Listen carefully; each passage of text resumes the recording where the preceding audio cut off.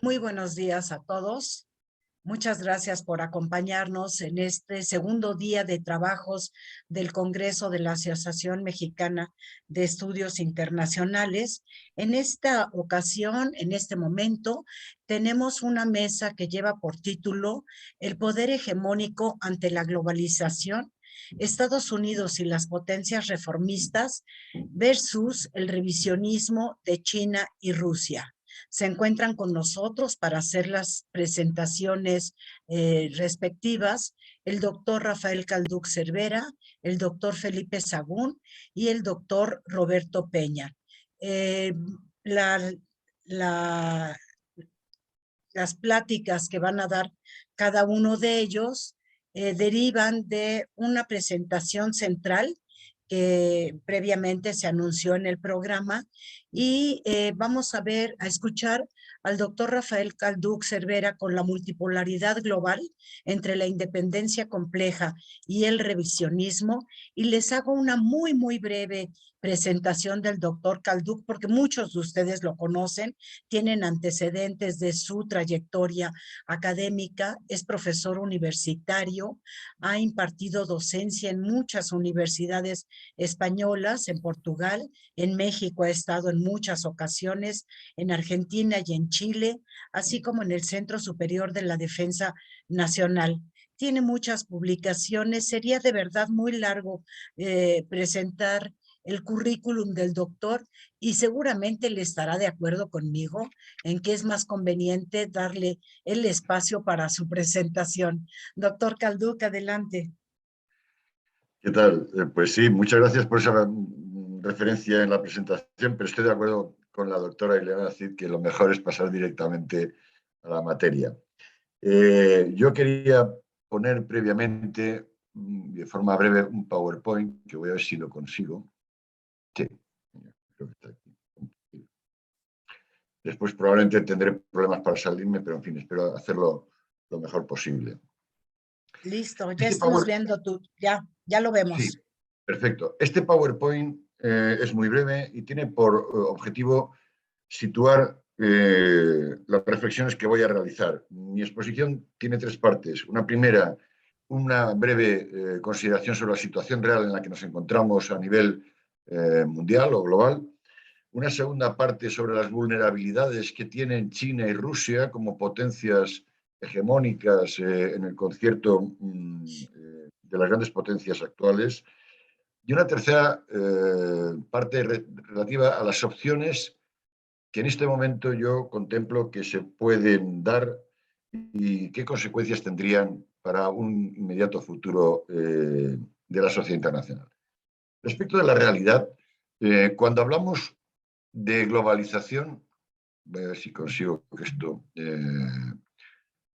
a ver, pase de una... Cuando hablamos de globalización, ¿a qué nos referimos? Nos referimos a un proceso que se ha realizado en las últimas 3 décadas y un proceso de conectividad comunicativa a escala mundial y cuyas consecuencias las tenemos ahí sintetizadas en estos datos. En este momento, del total de los 7.830 millones de personas de la población mundial, ya hay 5.220 millones que utilizan los celulares o los móviles, como le llamamos en España.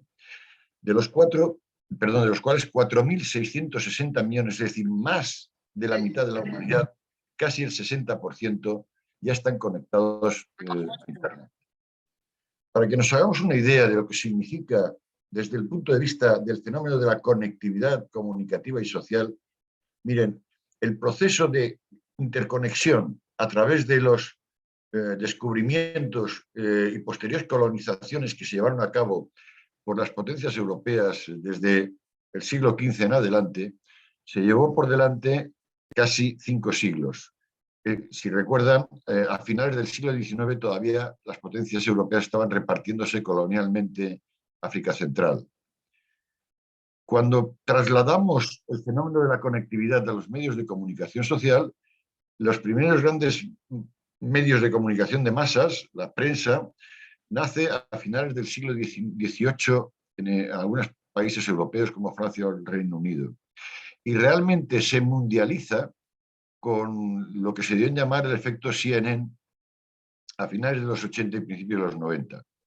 Es decir, la conectividad mediática se llevó por delante 200 años.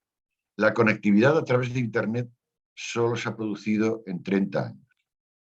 Eso significa que estamos inmersos en una revolución de conectividad comunicativa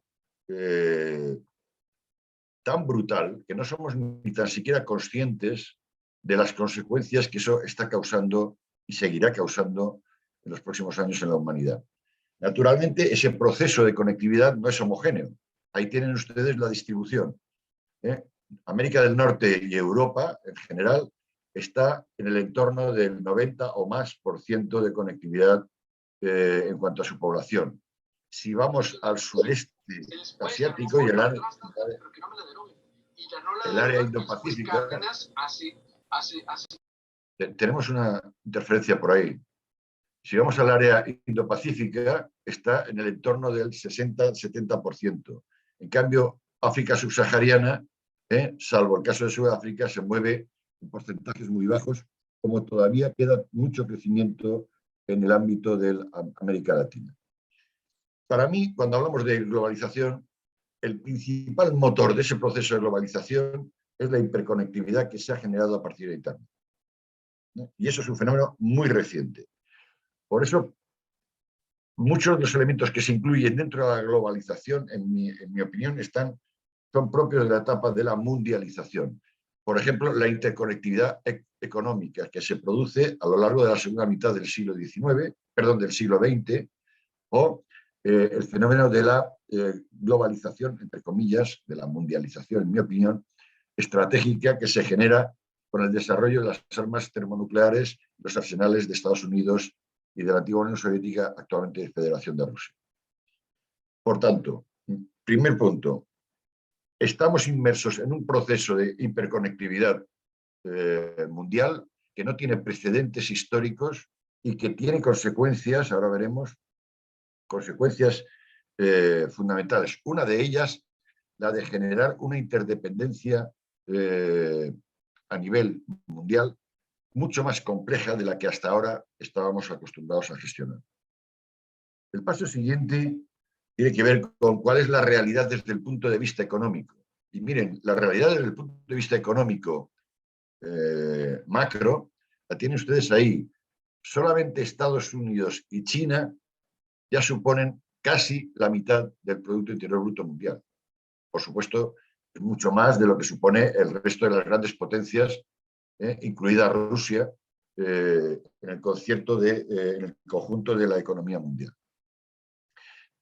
Pero, y esto es importante, si pasamos de los datos macro a la distribución de esa riqueza, nos encontramos que la realidad de la renta per cápita de China, igual que la de Rusia, está a años luz de la que tienen las otras grandes potencias occidentales, empezando por Estados Unidos, siguiendo por Japón, Alemania, Reino Unido, Francia e incluso España, tiene una renta per cápita que es casi 3 veces la de China. ¿Eso qué significa?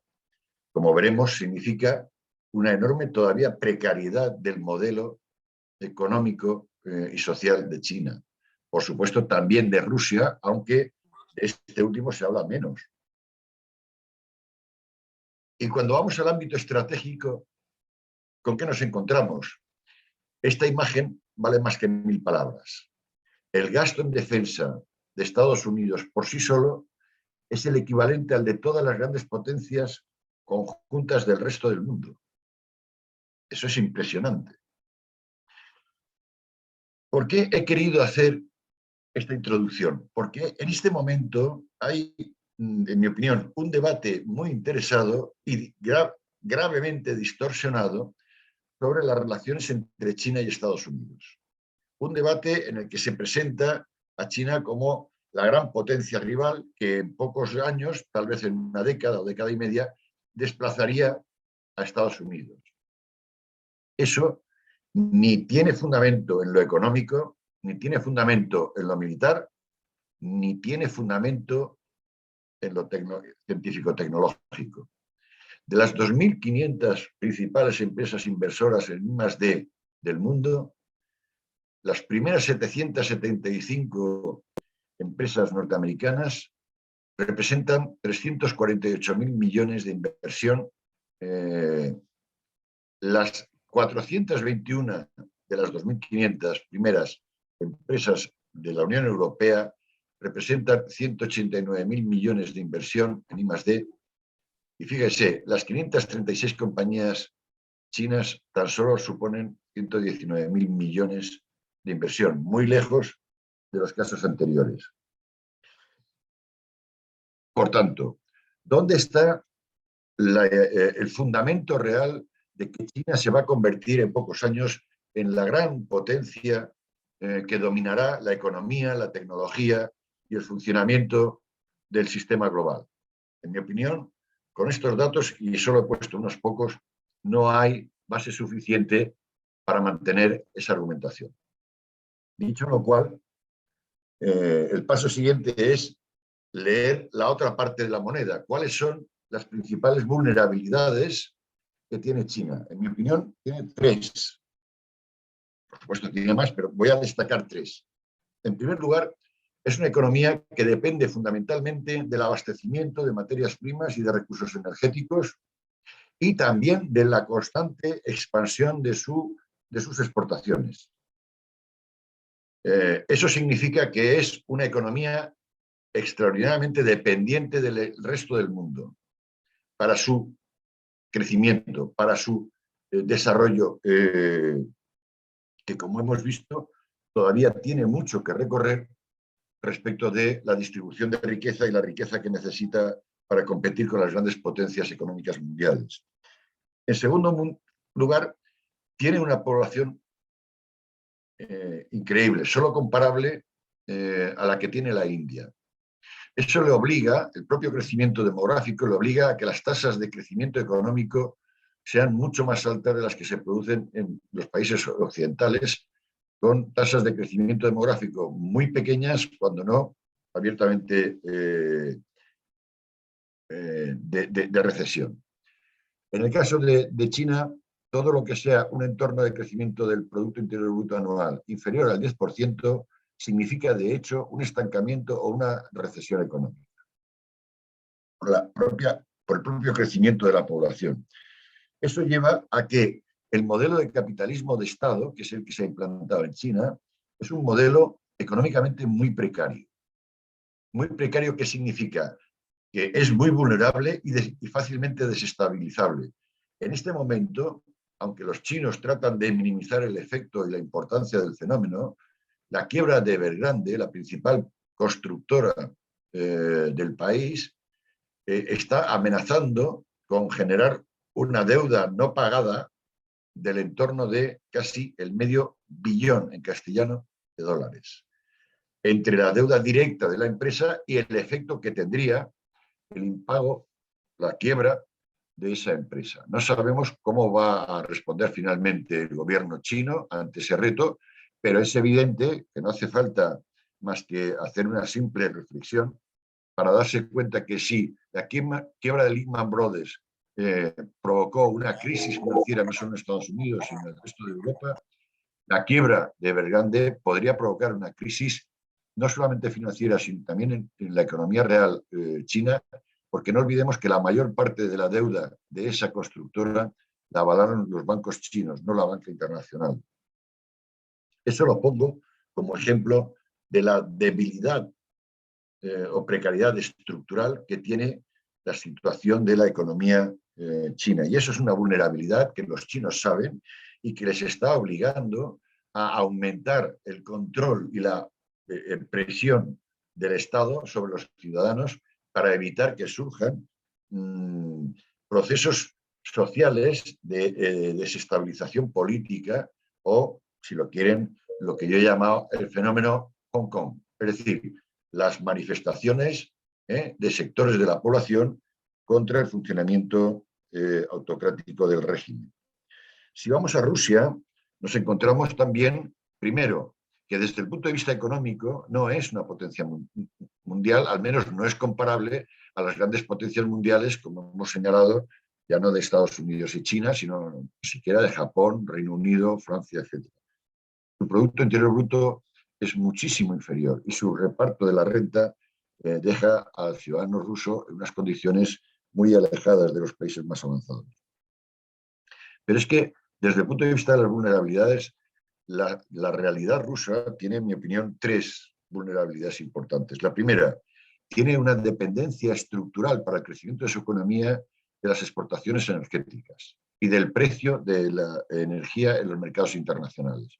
Cuando el precio sube, como está ocurriendo ahora, la economía rusa puede crecer a tasas razonables, pero cuando el precio del petróleo y del gas caen, como ocurrió hace 7, 8 años, cuando se empezó a generalizar el fracking como fuente de aprovisionamiento por parte de Estados Unidos, el resultado es que el crecimiento de Rusia, el crecimiento económico, se resintió mucho.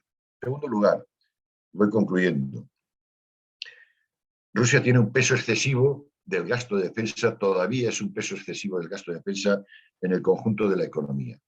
Y eso ya sabemos que lastró hasta el punto de llevar a la quiebra no solamente económica, sino también política al régimen soviético y amenaza a medio plazo con provocar efectos seriamente desestabilizadores en Rusia. Y por último, el régimen político ruso es un régimen que tiene serias precariedades.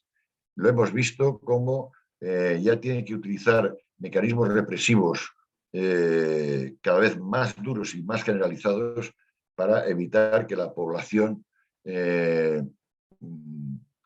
demuestre su nivel de oposición institucional. Con este panorama, y resumiendo porque ya va siendo los 20 minutos, en mi opinión, estas dos potencias que hoy por hoy se presentan como potencias revisionistas, es decir, potencias que quieren cambiar algunos de los elementos estructurales del orden internacional, ya sea en lo económico y tecnológico, como el caso de China, o ya sea con su famosa teoría de Grey Zone, de la zona gris, por parte de Rusia en la dimensión estratégica. Yo creo que básicamente tienen dos opciones. Una opción sería mantener la rivalidad que en este momento han desarrollado en los últimos años de China y Rusia con respecto a Estados Unidos y las potencias occidentales, tanto europeas como en el caso de Japón. Yo creo que esa dinámica de rivalidad y de constante enfrentamiento a largo plazo les va a perjudicar más a ellas que a las potencias occidentales por las vulnerabilidades que acabo de señalar. La otra alternativa sería pasar progresivamente de la dinámica de rivalidad a la dinámica de competición, en donde se compitiese en términos económicos, comerciales, etcétera, pero en cambio se colaborase en el ámbito del desarrollo científico-tecnológico y estratégico-militar. En este caso, yo creo que tanto China como Rusia podrían ganar el tiempo suficiente para ajustar sus vulnerabilidades y reducirlas a medio y largo plazo. Lo que desde luego descarto ya es el planteamiento que se está haciendo por las autoridades norteamericanas y por muchos think tanks norteamericanos de que la colisión, el enfrentamiento en el límite, un enfrentamiento científico, tecnológico y económico que podría generar en un enfrentamiento militar, ya sea en el sur del mar de China o en el área del Pacífico, y que justificaría el famoso AUKUS que se acaba de establecer, en mi opinión, eso no tiene base suficiente en los hechos. Muchas gracias. Muchas gracias al doctor Calduch. Muy interesante, seguramente va a suscitar muchas preguntas de nuestro público y como les había yo anunciado, vamos a continuar con la ponencia, la participación del doctor Felipe Sagún, quien nos va a presentar el poder hegemónico ante la globalización. Vamos a dar una pequeñísima presentación del doctor Sagún, porque igualmente su currículum es muy largo. Él es profesor de la Universidad Complutense de Madrid en la Facultad de Ciencias de la Información, en donde es profesor titular desde 1987. Es miembro del consejo editorial del periódico El Mundo. Él tiene mucha participación en medios de comunicación, en donde ha tenido pues un lugar realmente muy destacado en el país, en Radio Nacional de España, donde fue precisamente jefe de la sección internacional. No les leo todo el currículum, porque como les decía yo con el doctor Calduc, prefiero que darle a él todo el espacio. Les pedimos, por favor, a todos los asistentes que mantengan su micrófono cerrado porque se nos cuelan ruidos extraños. Doctor Sagún, adelante, por favor. Tiene 20 minutos. Muchas gracias, doctora Iliana Cid, y gracias a todos los presentes por acompañarnos en este rato sobre un tema que yo creo que no es nada novedoso decir que es probablemente el problema del siglo XXI, porque cubre todos los ámbitos.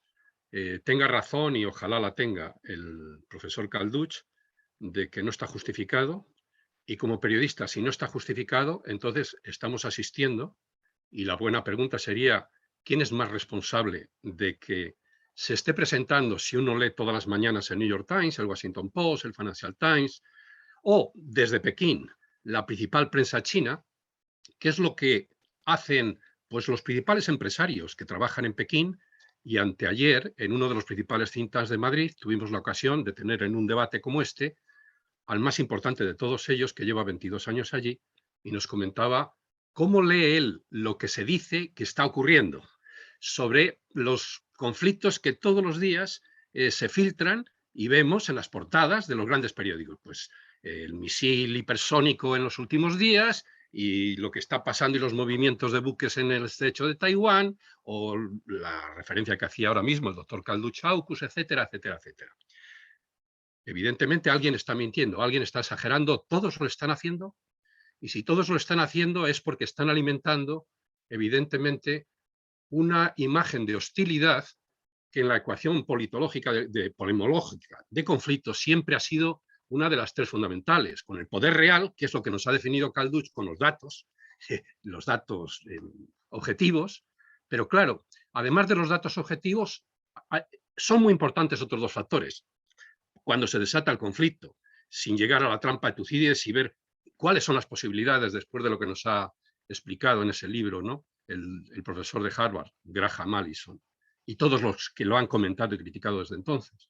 Una es la ideología y otro es, evidentemente, la voluntad expresada sobre todo en imágenes, en medios, en las redes, que tanta importancia ha dado, la mayor importancia de todo, en los factores más novedosos de la globalización, el profesor Calduch.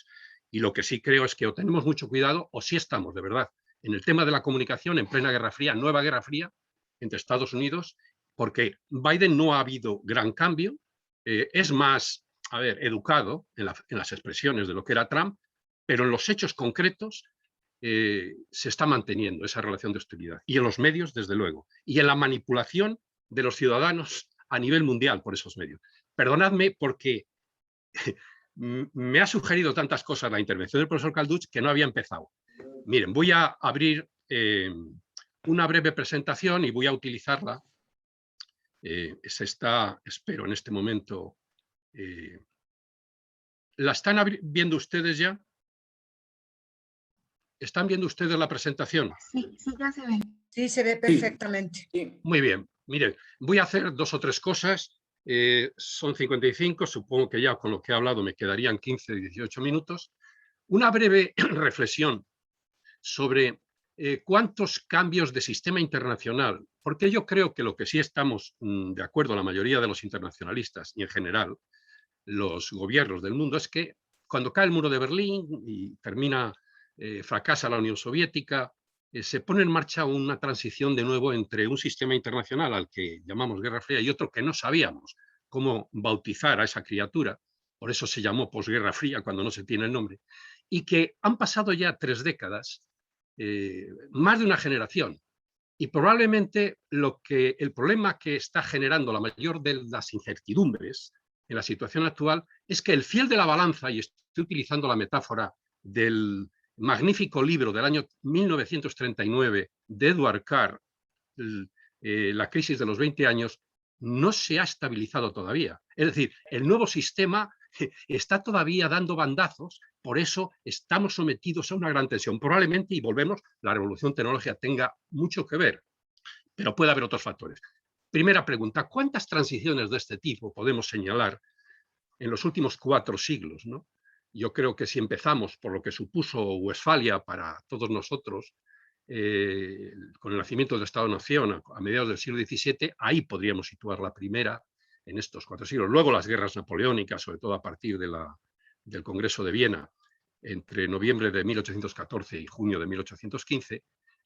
La tercera, yo he puesto ahí 3 momentos, pero según cómo se analice lo que significa la Primera, la Segunda Guerra Mundial y la primera unificación alemana de 1871, podíamos también plantearlo como 3 fases de una misma transición en la que al final desaparecen 5 o 6 imperios, los Estados Unidos y la Unión Soviética se convierten con el sistema bipolar después de la Segunda Guerra Mundial al frente en los vértices de un nuevo sistema, etcétera, etcétera, ¿no?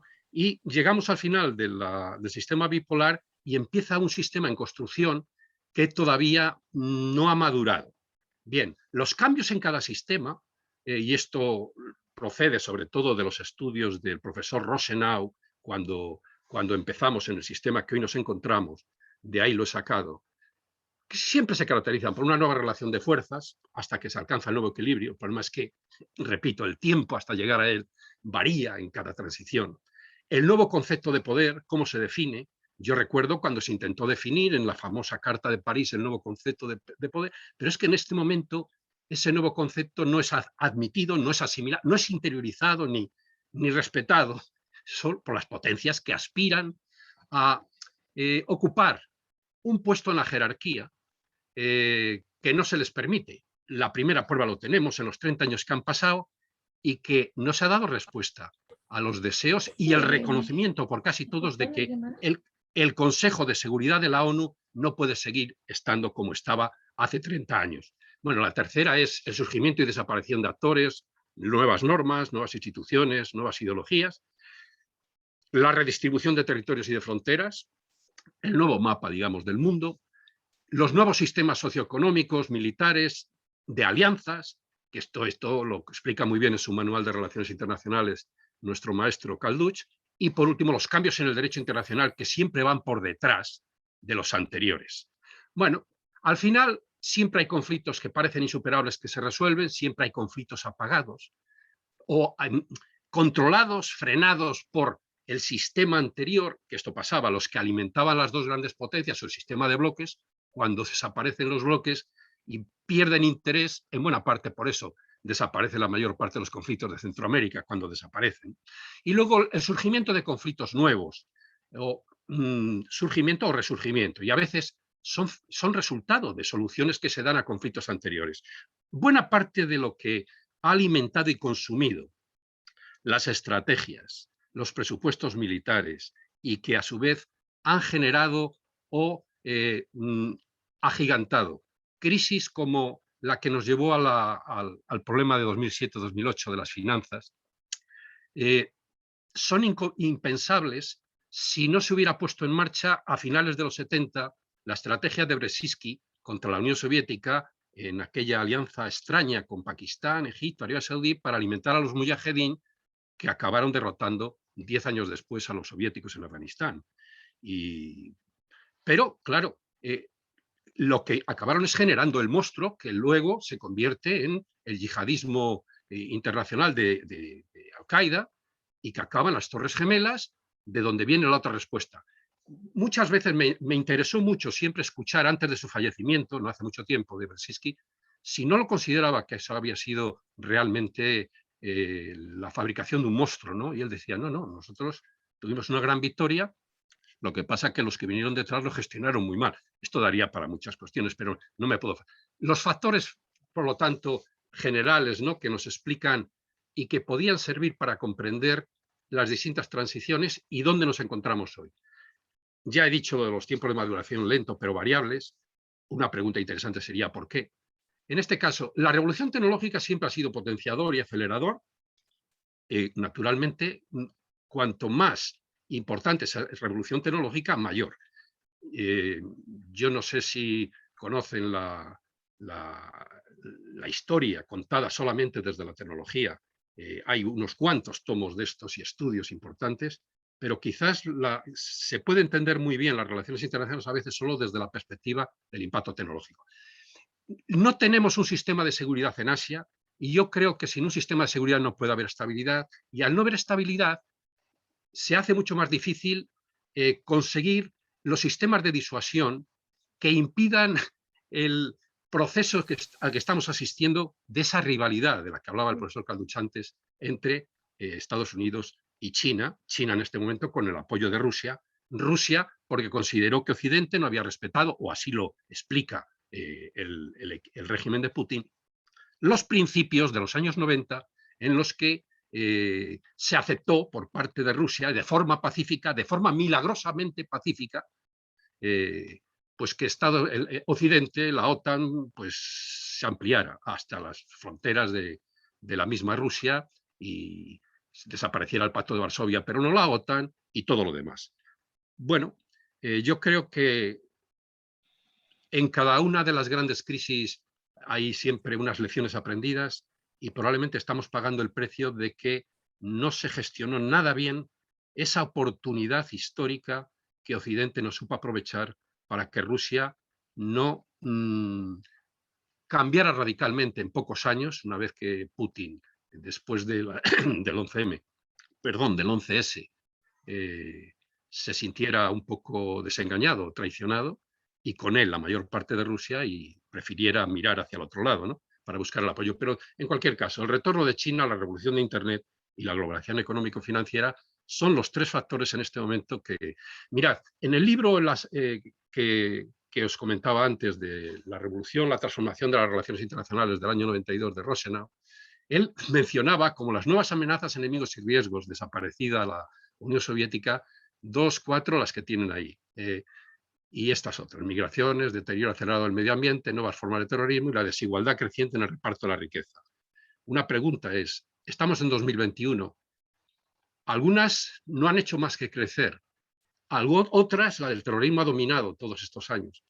Y sin embargo, pues de la rivalidad que hoy domina todo, entre Estados Unidos, China, o esa alianza extraña porque realmente no se vio venir, porque Estados Unidos no contaba con ella. Estados Unidos se equivocó en las previsiones de que China se iba a incorporar al sistema occidental una vez que le metemos en la Organización Mundial de Comercio, que se le ayudó en las reformas económicas y que iba a seguir realmente de acuerdo con esta ley en la que muchos creemos en el mundo internacional, de que cuanta más prosperidad, pues más aceptación del liberalismo, de la democracia parlamentaria europea. Bueno, eso no ha sido así. ¿Cuándo se da cuenta Estados Unidos de que China no iba por ese derrotero y que iba a mantener los pilares del monopolio del Partido Comunista y el control por el Estado, aunque se permitiera a muchas empresas durante un tiempo navegar por la economía de mercado, y que no iba a renunciar a los valores culturales, ¿no?, civilizatorios de 3000 años, y que además que la población iba a apoyar a ese régimen? No, cuando se dieron cuenta, yo creo que ahí entra ya, y voy a dar el paso siguiente. Voy a saltarme algunas de las lecciones, las tienen aquí en el...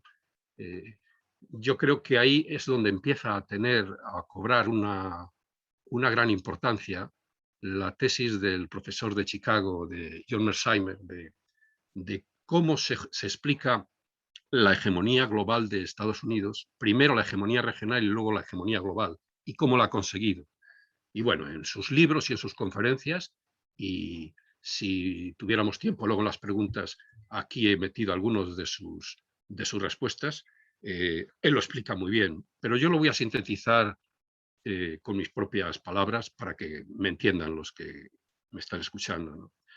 Él describe un poco cómo se hace Estados Unidos cuando consigue la independencia, expulsando, primero, ocupando las tierras que ocupaban las poblaciones indígenas en Estados Unidos, luego expulsando a las potencias europeas, haciendo la guerra a México, quedándose con una tercera parte de México, quizás más, y una vez que ya tiene controlado el continente, declarando, o casi declarando, toda América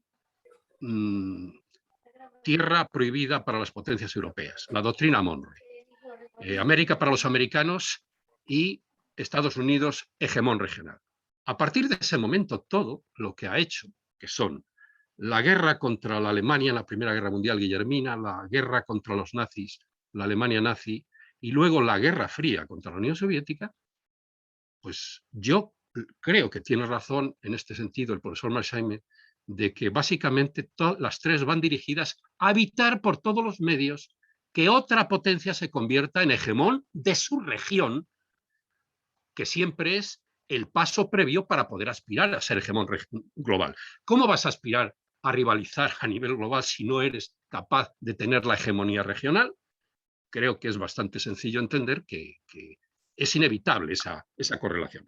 Y hasta ahora ha tenido un gran éxito. Lo que yo decía antes es que por cómo empezó el cambio de Taiwán por China en los años 70, primero aceptando que sustituirlos en el Consejo de Seguridad en el año 72, y luego en el 79 la embajada estadounidense en Taipei pasándola a Pekín.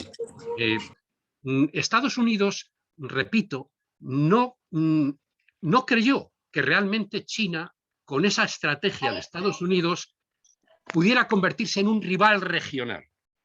Y ahora la pregunta es, yo estoy de acuerdo en lo fundamental de la tesis que acaba de expresar o explicarnos el doctor Calduch a nivel global, pero a nivel regional. Es cierto que en Asia, primero, en Asia no ha terminado la Guerra Fría. De los 4 grandes conflictos de la Guerra Fría en Asia, que son el conflicto entre India y Pakistán, el conflicto de Vietnam, el conflicto entre las 2 Coreas y el conflicto entre China y Taiwán, 3 de los 4 siguen totalmente abiertos.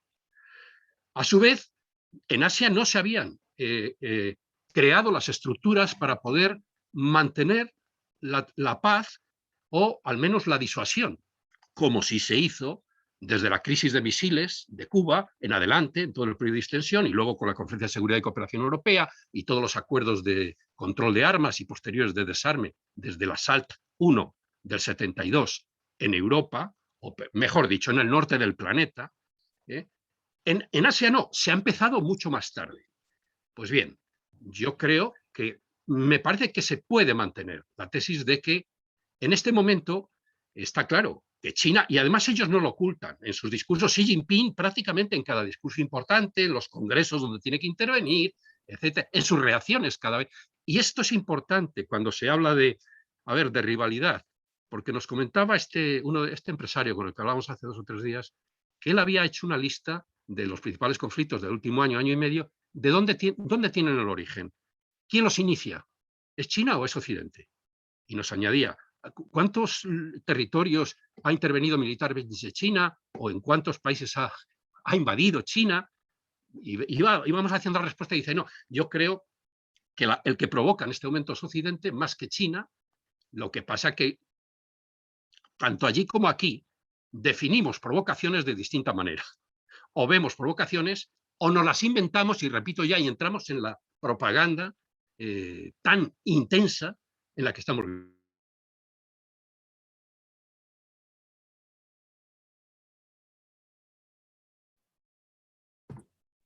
El micrófono de Felipe se bloqueó.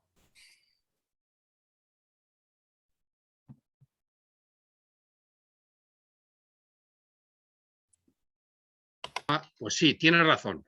Supongo que ahora se ha recuperado el sonido, ¿no? Ya, se recuperó. Perfecto. Miren, en estos últimos minutos lo que he hecho solo me va a dar tiempo a recoger algunas de las opiniones, que sería como si estuvieran respondiendo a las 2 o 3 preguntas principales. Algunas ya hemos oído la respuesta o la opinión del profesor Calduch, y ya han oído un poco cómo lo veo yo, ¿no? Y lo que nos espera. Otra cosa es si la tensión regional y el número inevitable de conflictos al que vamos a asistir con los años. El otro día escuchaba al jefe de Estado Mayor norteamericano, el presidente de la Junta de Jefes del Estado Mayor norteamericano, el general Milley, y pocos días después, en declaraciones del ministro de Defensa de Taiwán, que en 2025-2026 consideran ellos que están preparados los chinos para poder dar un poco, echar el órdago militar en Taiwán. No quiere decir que sea un órdago de una guerra, pero sí que la presión va a crecer hasta tal punto que Estados Unidos tendrá que retratarse, si está dispuesto a utilizar su sistema militar para realmente jugarse una guerra con China, ¿no? Pero es que hace no mucho tiempo también escuchaba a otro de los, bueno, el que ha sido jefe del Pacífico, del Comando del Pacífico de Estados Unidos, que habían hecho como 20 o simulacros o más en el Pentágono en los últimos años sobre guerras en Taiwán, posibles enfrentamientos con China, y que en todos ellos, tal como tienen en este momento las piezas sobre el tablero y la evolución prevista, perdían todos Estados Unidos. Repito, lo decía el responsable, el general americano, el almirante al frente del mando del Pacífico. Bueno, he cogido desde julio y agosto de las firmas de invitados del Economist a internacionalistas de mucho prestigio de todo el mundo sobre esta cuestión, algunas opiniones. Les invitaría a escuchar esta. Paul Kennedy, ayer mismo el Financial Times incluía un audio, una entrevista que le hacía el corresponsal diplomático del Financial Times a Paul Kennedy y su despacho de la Universidad de Yale, que complementaría muy bien esto que les voy a decir ahora mismo. La pregunta: ¿China está en condiciones de superar a América? ¿Y cuáles son los criterios militares y económicos para medir una transición en el sistema internacional que pudiera llegar a ese fin? Y la segunda pregunta: ¿es la era de la paz americana terminando y va a ser sustituida o reemplazada por un siglo americano? Bueno, y él responde, está en este momento renovando su libro de auge y caída de las grandes potencias, lo contaba ayer en el Financial Times, y ahí yo creo que nos va a dar muchos más datos de las 5 o 6 páginas de su artículo en el Economist. Dice, probablemente no tiene ningún sentido, no es prudente, no es inteligente lanzarse a una respuesta afirmativa a estas dos preguntas. Bueno, paso al siguiente.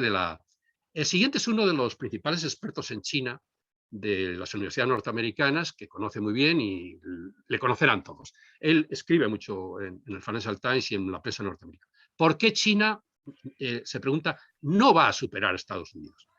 Bueno, dice que va a continuar su crecimiento rápido por algún tiempo. Por cierto, el 10% que señalaba el profesor Calduch, saben que en 2021 se calculaba que iba a poder, después de la caída de la pandemia, estaba recuperándose ya por encima del 8%, pero en los últimos meses ha caído 3 puntos y está rondando el 6%. Quiero decir que, en fin.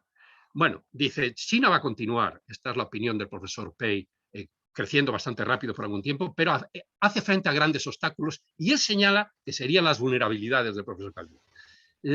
El envejecimiento de su población lo señala como uno de los grandes problemas, y el segundo, la rigidez de su régimen, la falta de flexibilidad de su régimen, que además todos vemos que cada vez está siendo más rígida. En la conclusión que hace es que de aquí a 10 o 15 años, si no se les va de las manos los conflictos locales o regionales, lo más probable es que tengamos un estancamiento estratégico y que no satisfará a nadie, pero que será mejor que el statu quo de los últimos 2 o 4 años, y que en vez de ver una espiral fuera de control, que se les vaya de las manos al sistema, las relaciones bilaterales probablemente llegarán a ese equilibrio con el que soñaba el profesor Edward Carr en el libro Doctor Sahún, mencionaba. 2 minutos. Pues mire, contesto y respondo porque después de su artículo en el Economist, que es el que tengo aquí reseñado, la Universidad de Cornell ha empezado una serie sobre Estados Unidos en el nuevo mundo multilateral, que tiene mucho que ver con el tema nuestro de hoy. Y él ha abierto esta semana las conferencias, y yo les invito a que entren en esa, porque tienen una conferencia de 2 horas explicando todo esto. Lo que él dice es que el fin de la era americana ya terminó hace tiempo. Él pone el final con la crisis de 2007-2008 financiera. Las raíces del declive son más nacionales que internacionales, Y esto es lo que él explica muy bien y sería muy importante, viendo lo que ha pasado con Trump, que las tengamos más en cuenta y viendo las dificultades ahora de Biden para poder superar los problemas de infraestructuras, de inversiones, de polarización, de división, que algunos tienen que ver con la propia cultura política estadounidense. Yo creo que esto es muy importante, ¿no? Bueno, si Estados Unidos es incapaz de poner su casa en orden, es incapaz de aprobar unos presupuestos, es incapaz de resolver bien un conflicto como el afgano, tan diminuto como el afgano en principio, teniendo en cuenta quién era el enemigo y las pocas semanas que tardó en derribarlo. Si no es capaz de hacer eso, y si va perdiendo alianzas porque va rompiendo la confianza de los aliados, evidentemente, cada vez estará en una condición más débil para poder frenar el desplazamiento de China, convirtiéndose en el hegemón regional que bajo ningún concepto quiere Estados Unidos que consiga. Perdón, Nada más y doctor Sagún, muchas pero gracias. todavía... Ay, gracias. Disculpe, yo sé que todavía tenemos muchos temas que seguir discutiendo y nos encantaría continuar con su presentación, pero vamos a pasar a la participación del doctor Roberto Peña, ¿sí? Que se me cerró ahorita, por supuesto, aquí está. Al doctor Roberto Peña no necesito presentarlo demasiado porque es un profesor investigador de casa de la Facultad de Ciencias Políticas y Sociales. Él nos va a presentar la ponencia que debo tener por aquí, el escudo antimisil y la política de fuerza. Él nos va a explicar el contenido de su presentación. Solamente señalo que es doctor en Relaciones Internacionales por la Universidad Complutense de Madrid, profesor investigador de la Facultad de Ciencias Políticas y Sociales, en donde también ha tenido una importante contribución a la administración académica en el Centro de Estudios Europeos, el Centro de Relaciones Internacionales, la División de Estudios de Posgrado, y muchos de ustedes conocen las múltiples publicaciones que tiene tanto en libros como en la Revista de Relaciones Internacionales, por mencionarlo muy rápidamente. Adelante, Roberto Peña, gracias. Gracias, muy buenos días. Pues es un gusto compartir esta mesa con mis maestros, mis colegas, mis amigos, ¿sí? El doctor Calduc y el doctor Felipe Sagún. En fin, yo quiero retomar, así como lo hizo el doctor Sagún, las conclusiones del doctor Calduc, ¿sí? En relación a esas dos dinámicas que plantea la dinámica de la rivalidad y la dinámica de la competición. Yo creo que aquí, y ahora sí, sin ponernos de acuerdo, mi ponencia va en ese sentido. Es decir, explicar o tratar de aportar al análisis en dónde se encuentran realmente los motivadores de la rivalidad, quién la genera, cómo la genera. Y mi hipótesis, ¿sí?, es que el despliegue el replanteamiento del proyecto del escudo antimisil es un vector fundamental para entender las rivalidades que se vienen construyendo en el siglo XXI, ¿no? Y bueno, voy a empezar haciendo una reflexión en cuanto al propio tema de que, bueno, el fin de la Guerra Fría dio paso a un nuevo contexto. Muchos lo han denominado como el contexto de la globalización, ¿sí? Pero esta hipótesis, que ya está superada en términos de los análisis, obviamente esa perspectiva de que la globalización surge sustituyendo al escenario, al contexto de la Guerra Fría, es una falacia. La globalización es un proceso histórico que viene construyéndose desde hace 500 años, en fin, y eso ya está superado, las discusiones y los debates se han dado, ¿no? Pero sí hay un elemento que podríamos caracterizar para determinar en dónde empieza la competición, ¿sí? Para mí la competición en los términos de la rivalidad entre Estados Unidos y sus aliados y China y Rusia viene a partir de la globalización neoliberal, es decir, una globalización promovida por Estados Unidos y sus aliados, y por eso le pongo apellido globalización neoliberal, porque favorece la inserción de Rusia y China al libre mercado, ¿sí? De manera clara. Estos cambios, esto generó cambios en la correlación de fuerzas internacionales en todos sus niveles, en el económico, en el político y el militar. El doctor Kalduk tiene razón cuando señala que la conectividad realmente es un fenómeno reciente, ¿sí? Pero obviamente se articula en el marco y se profundiza en el marco de la globalización neoliberal, ¿no? En fin, los cambios y sus manifestaciones de estos cambios, ¿sí? Obviamente el paso de la Unión Soviética, Rusia y China de ser las amenazas comunistas a socios comerciales y financieros que participan en el libre juego de mercado, o sea, en la competencia capitalista.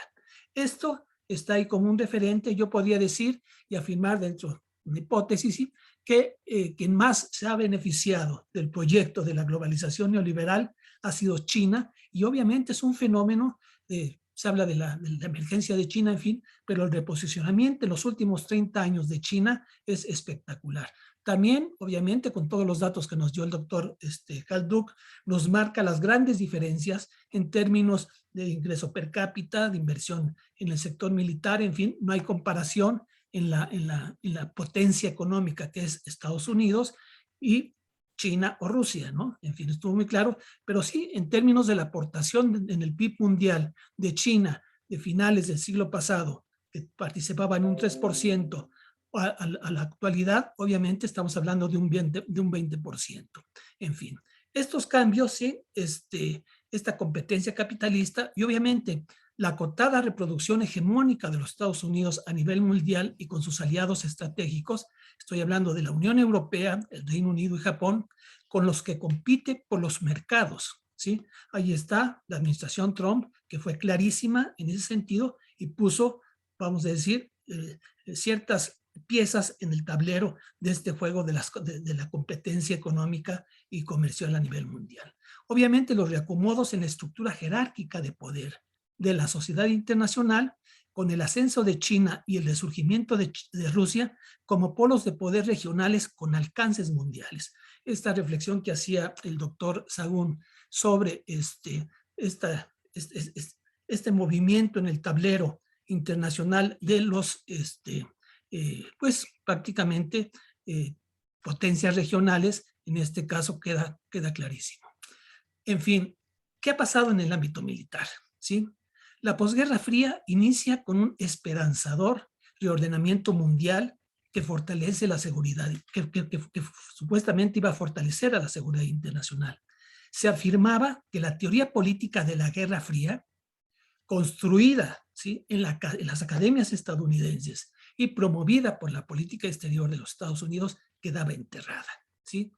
Pero hay que recordar que dicha teoría, ¿sí?, tenía un supuesto esencial en la división del mundo en campos armados opuestos e inevitablemente hostiles, donde la relación entre ellos no se veía como una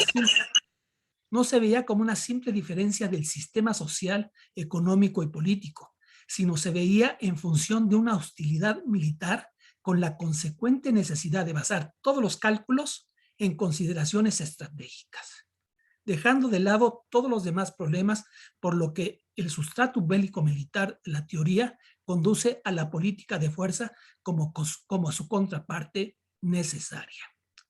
La pregunta obligada entonces es que a 30 años del fin de la Guerra Fría es cómo se ha reproducido la política de fuerza militar en las últimas 3 décadas, ¿sí? La respuesta es que aún con las mutaciones de la política de fuerza, esta sigue anclada en el supuesto de la división del mundo en campos armados opuestos e inevitablemente hostiles. Es decir, el supuesto esencial de teoría política de la Guerra Fría sigue vivo en muchos ámbitos académicos y políticos de los Estados Unidos y sus aliados estratégicos. La política de fuerza en el periodo de la Guerra Fría realmente es durante la década del siglo pasado, George Walker Bush, ¿sí?, y Clinton, o sea, perdón, el Bush padre, ¿sí?, y Clinton, en la última década del siglo pasado, mantienen un bajo perfil de la política de fuerza, frenando, no eliminando el programa más beligerante y amenazante de Reagan, la iniciativa de defensa estratégica, la famosa Guerra de las Galaxias, en fin, todo lo que se generó en la década de los 80, bueno, a partir de 1983, que la anuncia Reagan, ¿sí?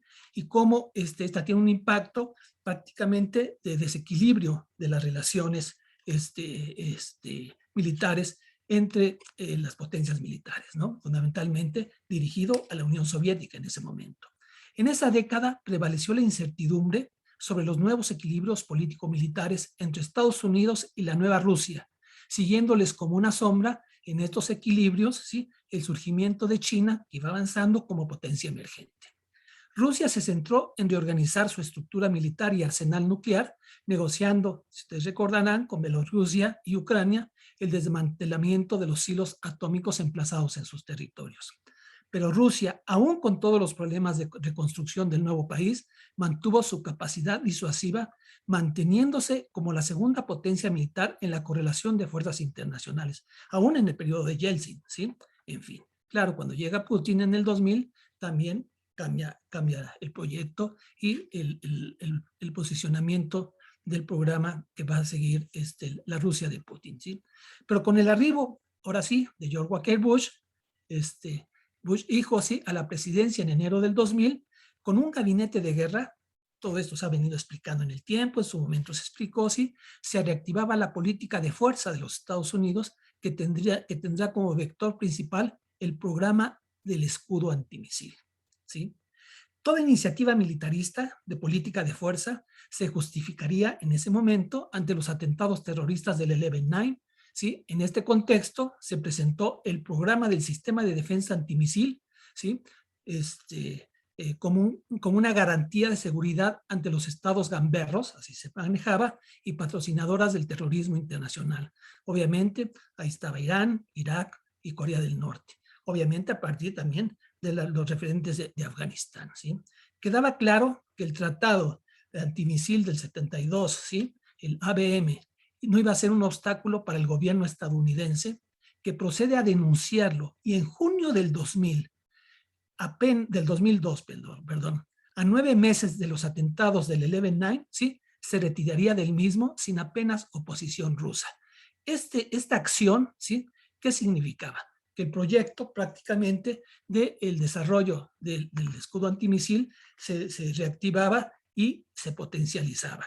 Desde aquel momento, desde esa noticia, en el 2002, yo era coordinador del Centro de Relaciones Internacionales y convocamos a una mesa, a un panel, invitando a los agregados militares, a la UNAM, ¿sí?, de la Embajada Rusa y de la Embajada de China, ¿sí?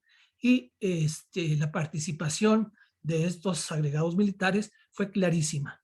Parecía de entrada que la respuesta iba a ser no, nos vamos a quedar pues pasivos, se tiene que reaccionar ante una reactivación del proyecto del escudo antimisil estadounidense, ¿sí? Entonces, obviamente, en 2004, desde ese momento, pues se generó un debate ahí en la UNAM en relación de que había una posición de alianza tácita entre Rusia y China, ¿sí?, en relación con esta nueva, vamos a decir, dinámica de la promoción de la rivalidad entre Estados Unidos y Rusia y China, ¿sí? En 2004 se pone en marcha el sistema, ¿sí?, de antimisil de George Walker Bush, con el emplazamiento de interceptores en Alaska y California, las dos primeras patas de la defensa terrestre del sistema global antimisil, ¿sí? Este sistema también contemplaba a Europa como un espacio estratégico para el emplazamiento de la tercera pata, por lo que en 2006 el Pentágono propuso la instalación en Polonia entre 2011 y 2013 de 10 interceptores, además del establecimiento en la República Checa de un radar fijo de banda X, ¿sí? En fin. Cuando llega Obama, ¿sí?, a la presidencia de los Estados Unidos, ¿sí?, obviamente inicia su presidencia sustituyendo el proyecto anterior de antimisil europeo, ¿sí?, que había promovido George Walker Bush, por el programa, ¿sí?, EPA, ¿sí?, por sus siglas en inglés, que contempla una amplia cobertura regional, cuyos alcances abarcaba toda Europa, incluyendo además a Turquía, Egipto y Arabia Saudita. Para Israel, el programa reforzaba su sistema de defensa Arrow. En este sentido, la implementación del EPA incorporó varios países europeos con los que se suscribieron acuerdos para el despliegue en su territorio de interceptores. En 2015, en Rumanía y Polonia, y radares. Pasan 20 años atrás que... Se está metiendo una, radares en Turquía y para utilizar algunas de las bases militares en diferentes países, en el caso de España, ¿no? La OTAN recibió con agrado el EPA, el programa de Obama, que contemplaba su programa de defensa, contempla su programa de defensa antimisil, que además se desarrolla desde el 2005, ¿sí? Obama completó la última fase del escudo estadounidense en la región de Asia-Pacífico, instalando en Corea del Sur la cuarta pata antimisil. La Casa Blanca anunció en septiembre del 2017 que se había concluido el despliegue del sistema antimisil terminal del área de gran altura, ¿sí?, conocido con las siglas THAAD, conocido como THAAD por sus siglas en inglés, ¿sí? Cuando llega Trump a la presidencia, ¿sí?, hereda el sistema antimisil en plena operación que había logrado consolidar la administración Obama, por lo que su programa se centra en reforzar y mantener tecnológicamente actualizado el escudo con la instalación de más interceptores y nuevos radares y sensores ante los nuevos misiles supersónicos y cruceros de Rusia y China. Lo relevante de la política de fuerza de la administración Trump es el retiro formal de Estados Unidos en 2019 del Tratado de Eliminación de Misiles de Corto y Mediano Alcance en Europa, el INF, ¿sí?, por sus siglas en inglés, suscrito con Rusia y en vigor desde 1987. Obviamente, incorporar de lleno un cambio también en la correlación de emplazamientos militares en el marco europeo, ¿sí? Además, Trump priorizó en su política exterior a China como el mayor riesgo para la seguridad de los Estados Unidos y sus aliados en Asia-Pacífico. De ahí la atención personal que les dedicó a las negociaciones fallidas con Corea del Norte sobre la desnuclearización de la península, tema que involucra directamente a China, obviamente, todos lo sabemos, que es quien ejerce su influencia hegemónica en su vecina República Popular Democrática de Corea, ¿sí? Con la llegada de Biden, ¿sí?, a la presidencia cambia el estilo de gobernar, pero hasta la fecha la política de fuerza se mantiene. El mes de marzo pasado, la Casa Blanca difundió la Guía Estratégica de Seguridad Nacional, donde se señala a China y en menor medida a Rusia como las dos principales amenazas militares para los Estados Unidos. Es decir, una declaración oficial en términos que ya los tipifican como referentes adversarios y que son los que amenazan la seguridad de los Estados Unidos y de la de sus aliados.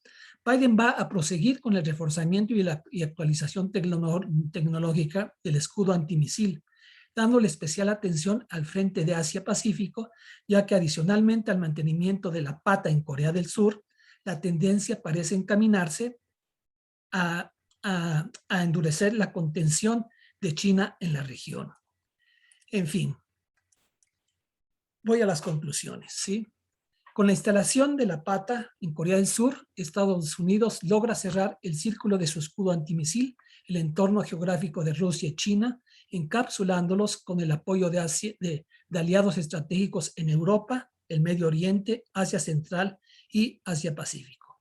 Por ello, los ingenuos, solo los ingenuos, ¿sí?, pueden aceptar como válidas las justificaciones que la Casa Blanca ha manejado de que el despliegue del escudo antimisil en el mundo es para defender a los Estados Unidos y sus aliados de los estados gamberros, Irán, Irak, Corea del Norte, ¿sí? Los principales blancos, obviamente, desde Reagan, prácticamente, obviamente, originalmente era la Unión Soviética, pero actualmente son Rusia y China, ¿sí?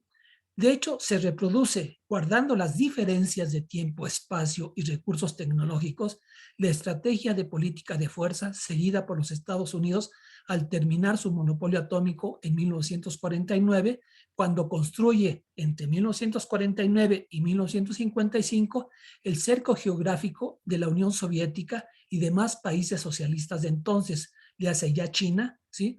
A través de alianzas militares regionales, obviamente la OTAN, la ANZUS, la OTSEA, o OTASE y la OTSEN, ¿sí? Y alianzas bilaterales, Japón, Taiwán, Filipinas, Corea del Sur, Israel, ¿sí?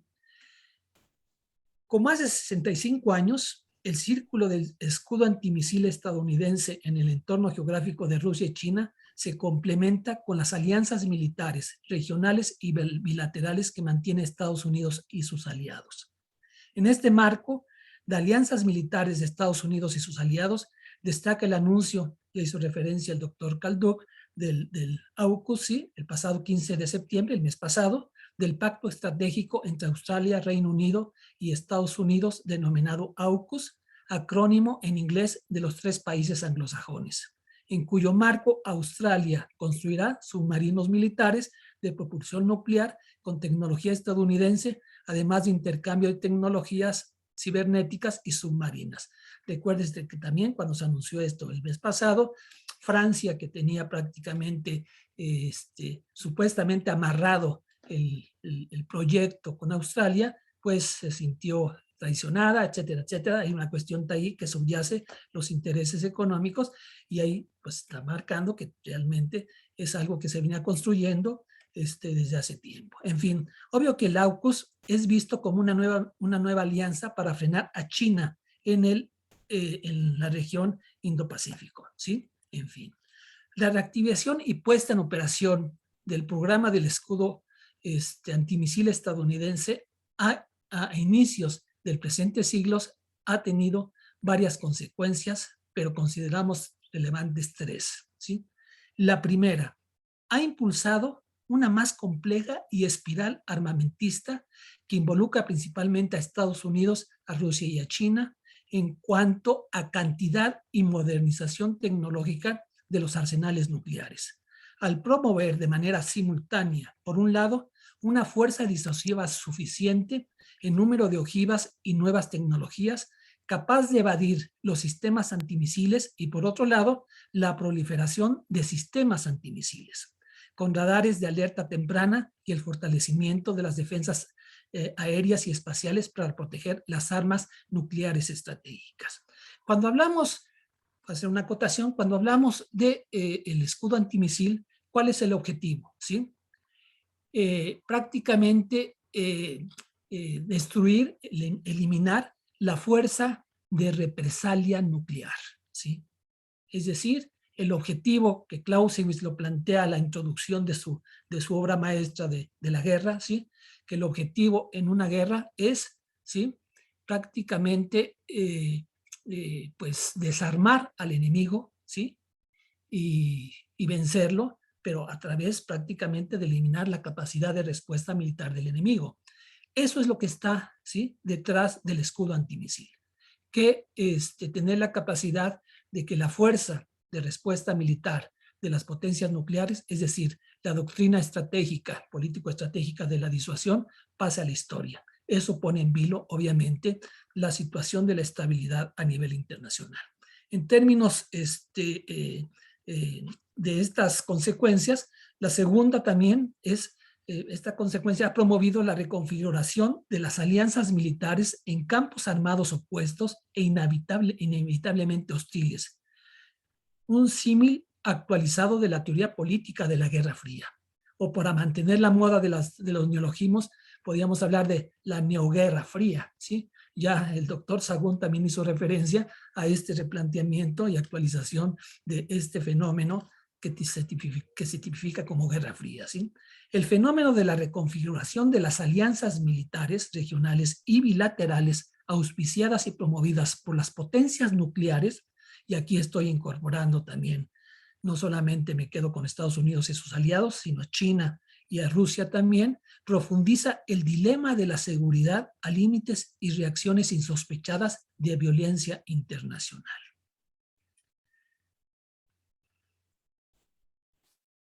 En fin, por último, la tercera consecuencia ha tenido un efecto devastador en las negociaciones internacionales sobre desarme, control de armas y contención de la proliferación nuclear, que ha conducido no solo a un total impasse, sino también a un retroceso y colapso de los acuerdos SALT, el SALT 1, el SALT 2,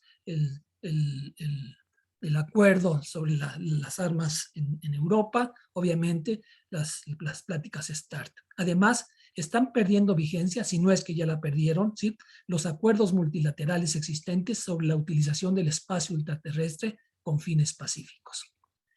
Estas tres consecuencias proyectan un presente donde se profundiza la política de fuerza en las relaciones internacionales y, en consecuencia, un futuro más incierto para la paz nuclear. Muchas gracias. Yo con esto concluiría. Muchas gracias. Excelente el tiempo. Estamos muy bien. Nos quedan prácticamente pues unos minutos para preguntarles a nuestros ponentes. En el chat hay algunas preguntas. Sí, ya las vieron los ponentes de esta mesa. ¿Y qué les parece si les damos 2 minutos a cada uno para sus conclusiones finales y si pueden contestar algo de lo que viene en el chat?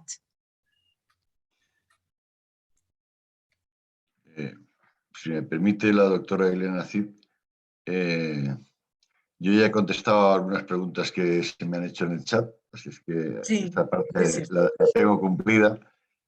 Sí me gustaría brevemente hacer dos reflexiones. La primera, como ha señalado muy bien el doctor Felipe Sagún, la búsqueda del papel hegemónico regional de China es perfectamente compatible con el reconocimiento de que ese papel no lo puede desempeñar del mismo modo ni con las mismas, garantías o eficacia a nivel global. Yo creo que China en eso es muy realista, pero sí es verdad, como también ha señalado él, que ese poder hegemónico en el área Indo-Pacífica para Estados Unidos es inaceptable.